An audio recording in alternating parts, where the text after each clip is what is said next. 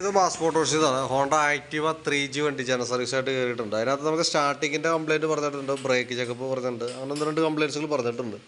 അപ്പോൾ നമ്മൾ സർവീസുമായി ബന്ധപ്പെട്ടാണ്ട് ബാക്ക് ബ്രേക്കിൻ്റെ ഭാഗം നമ്മൾ ചെക്ക് ചെയ്യാൻ വേണ്ടി കയറ്റിയാണ്. കമ്പനി ലൈനർ, ഹോണ്ടയുടെ ഒറിജിനൽ ലൈനർ തന്നെ കിടക്കണേ. പക്ഷേ മാക്സിമം നമുക്ക് അതിൻ്റെ ഉപയോഗം കഴിഞ്ഞിട്ടുണ്ട്. അഡ്ജസ്റ്റിങ് പരമാവധി അഡ്ജസ്റ്റിങ്ങിലേക്ക് എത്തിയിട്ടുണ്ട്. അപ്പോൾ നമുക്ക് ഈ ലൈനർ ഒന്ന് മാറ്റിയിടേണ്ടതായിട്ട് വരും. അതേപോലെ തന്നെ ബ്രേക്ക് ക്യാമൊക്കെ ചെറിയ ടൈറ്റ് ഉണ്ട്, അതൊന്ന് അഴിച്ച് ഗ്രീസ് ചെയ്തിടാം. പിന്നെ ടയറിൻ്റെ കണ്ടീഷനൊക്കെ നോക്കുമ്പോഴും ടയറിൻ്റെ കണ്ടീഷനൊക്കെ അത്യാവശ്യം കട്ടയുണ്ട്, ഉപയോഗിക്കാനായിട്ടുണ്ട്, വേറെ കുഴപ്പമൊന്നുമില്ല. പിന്നെ അതേപോലെ തന്നെ എയർ ഫിൽട്ടർ, ക്ലച്ചിൻ്റെ ഭാഗം നമ്മൾ ചെക്ക് ചെയ്യുന്നുണ്ട്. എയർ ഫിൽട്ടർ നമുക്ക് നോക്കുമ്പോൾ നല്ല ഫിൽറ്ററാണ്, കുറച്ച് പൊടിയൊക്കെ ഉണ്ട്, പക്ഷേ നമുക്കത് ക്ലീൻ ചെയ്ത് കയറ്റാവുന്നുള്ളൂ. ഹോണ്ടയുടെ കമ്പനി ഫിൽറ്റർ തന്നെ കിടക്കണേ, ഒറിജിനൽ ഫിൽറ്റർ തന്നെയാണ്. ക്ലച്ചിൻ്റെ ഭാഗം നമ്മൾ ഡീറ്റെയിൽ ആയിട്ട് ചെക്ക് ചെയ്യുന്നുണ്ട്.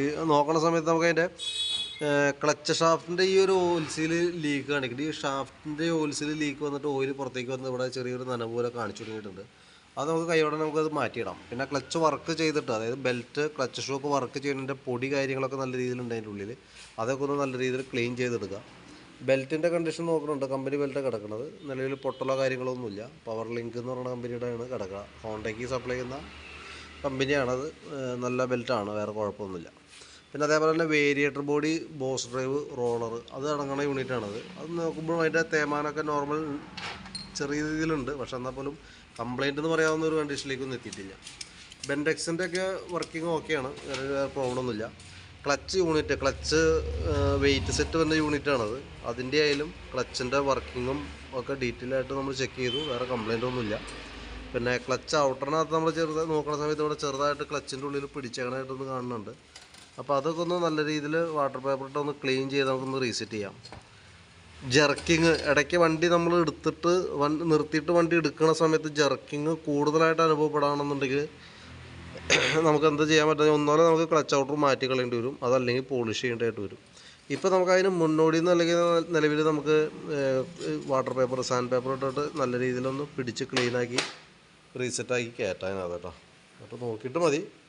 പിന്നെ അതേപോലെ തന്നെ നമുക്ക് അതിൻ്റെ ഹെഡിൻ്റെ ഭാഗത്തേക്ക് വരുമ്പോഴത്തേക്കും ഹെഡ് ഗ്യാസ്കറ്റ് ചെറിയൊരു ലീക്കേജ് കാണിക്കുന്നുണ്ട്.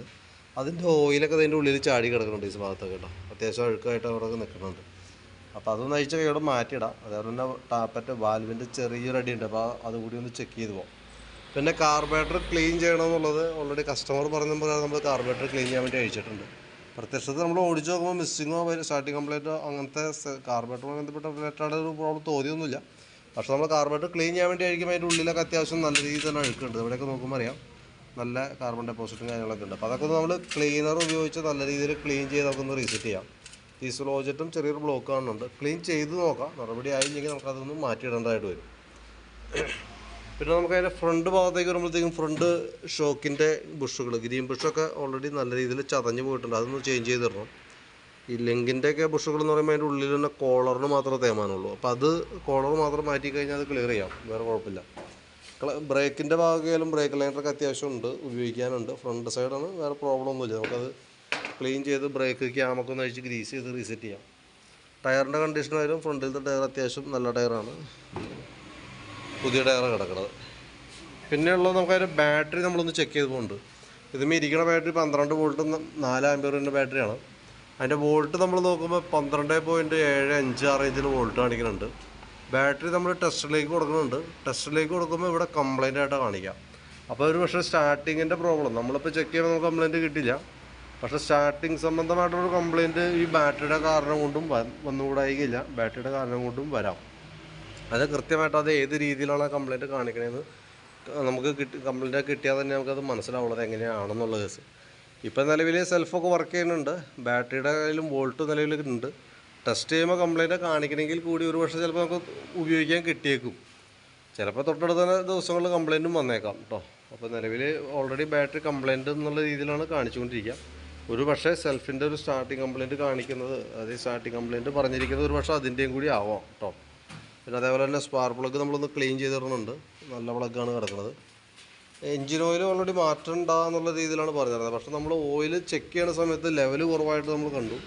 അപ്പോൾ അത് എത്രത്തോളം കുറവുണ്ടെന്ന് അറിയാനായിട്ട് നമ്മൾ ഓയിൽ നിലവിൽ ഊറ്റി ചെക്ക് ചെയ്തു. അളവ് മാത്രത്തിൽ നമുക്ക് ഊറ്റി. അപ്പോൾ ഇത് നോക്കുമ്പോൾ കറക്റ്റ് 1/2 ലിറ്റർ ഓയിലുള്ളൂ, 500 മില്ലിയാണേ ഉള്ളൂ. ബാക്കി നമ്മൾ 300 മില്ലി കൂടി ഇതിനകത്തേക്ക് ടോപ്പ് ചെയ്യേണ്ടതായിട്ട് വരും. അപ്പോൾ തൊട്ടടുത്ത ദിവസങ്ങൾ ഓയിൽ മാറ്റിയിട്ട് ഇത്രയും 300 മില്ലിയൊക്കെ കുറഞ്ഞു പോകുന്നുണ്ടെങ്കിൽ സ്വാഭാവികമായിട്ടും വണ്ടിയുടെ പെർഫോമൻസ് നമ്മൾ ചെക്ക് ചെയ്യേണ്ടതുണ്ട്. കാരണം എൻജിൻ ഹെഡിനകത്ത് കയറി ഓയിൽ കത്തിപ്പോകുന്നുണ്ടോ എന്നുള്ള ദിവസം നമ്മൾ നോക്കേണ്ടതായിട്ടുണ്ട്. അതിന് നമുക്ക് ചെക്ക് ചെയ്യാനായിട്ട് എന്ന് വെച്ചാൽ ഇപ്പോൾ സർവീസ് കഴിഞ്ഞ് പോയിട്ട് ഒരു മാസമൊക്കെ കണക്ക് കൂട്ടാം, അല്ലെങ്കിൽ ഒരു 1000 കിലോമീറ്റർ. അത് ഏതാണോ ഫസ്റ്റ് വന്നേന്ന് നോക്കാം. അതനുസരിച്ചിട്ട് 1000 കിലോമീറ്ററിന് 1000 കിലോമീറ്ററിൽ കയറ്റിയിട്ട് ഓയിൽ നമ്മൾ ചെക്ക് ചെയ്യുക. എത്രത്തോളം ഓയിൽ കുറഞ്ഞു പോകുന്നുണ്ടെന്നുള്ള ദിവസം നമുക്ക് നോക്കുമ്പോൾ അറിയാനായിട്ട് പറ്റും. അപ്പോൾ കാര്യമായിട്ട് കുറയുന്നുണ്ടെങ്കിൽ ആ പ്രോബ്ലം പരിഹരിച്ച് വിട്ടില്ല എന്നുണ്ടെങ്കിൽ ഓയിൽ നമ്മൾ ഇപ്പോൾ തന്നെ നമുക്ക് ഇത്രയും കിലോ, അതായത് 300 മില്ലിയോളമാണ് കുറഞ്ഞേക്കണേ. അപ്പോൾ കൂടുതലായിട്ട് അങ്ങനെ കുറഞ്ഞു പോയി കഴിഞ്ഞ് കഴിഞ്ഞാൽ എൻജിൻ ഓൾറെഡി കംപ്ലയിൻറ്റിലേക്കൊക്കെ വരും. അപ്പോൾ അതൊന്ന് പ്രത്യേകം ശ്രദ്ധിച്ചാൽ വളരെ ഗൗരവത്തിൽ നോക്കേണ്ട കേസാണ് കേട്ടോ അത്. അപ്പം നിലവിൽ കുറവുള്ള ഓയിൽ നമ്മൾ അതിനകത്ത് ഫില്ല് ചെയ്തേക്കാം. 300 മില്ലിയാണ് നമുക്ക് ആവശ്യം വരാം. അപ്പോൾ ഞാൻ അതിൻ്റെ ഏകദേശം ഒരു എസ്റ്റിമേറ്റ്, ഇത്രയും വർക്ക് ചെയ്ത് വരുമ്പോൾ ഏകദേശം എത്ര വരും എന്നൊരു എസ്റ്റിമേറ്റ് ആക്കിയിട്ട് അതിൻ്റെ ഡീറ്റെയിൽസ് ഒന്ന് വാട്സാപ്പിലേക്ക് സെൻഡ് ചെയ്തിട്ടേക്കാം. നോക്കിയിട്ടൊന്ന് റിപ്ലൈ ഇട്ടാൽ മതി. എന്തായാലും വൈകുന്നേരമൊക്കെ ആവും തീരുമ്പോഴത്തേക്കിട്ടാ, ഒരു 5:30-6 മണിയൊക്കെ ആവും വർക്ക് കംപ്ലീറ്റ് ആവും. കംപ്ലീറ്റ് ആയി കഴിയുമ്പോൾ എന്തെങ്കിലും വിളിക്കാം. എന്തായാലും ഈ വീഡിയോ കണ്ടു കഴിയുമ്പോൾ നോക്കിയിട്ട് എസ്റ്റിമേറ്റും കൂടി വാട്സാപ്പിലേക്ക് അയക്കാം. അത് കണ്ടു കഴിയുമ്പോൾ ഒന്ന് റിപ്ലൈ ഇടണം കേട്ടോ. അതനുസരിച്ചിട്ട് വേണം ഞങ്ങൾക്ക് വർക്ക് കംപ്ലീറ്റ് ചെയ്യാനായിട്ട്. ഓക്കെ.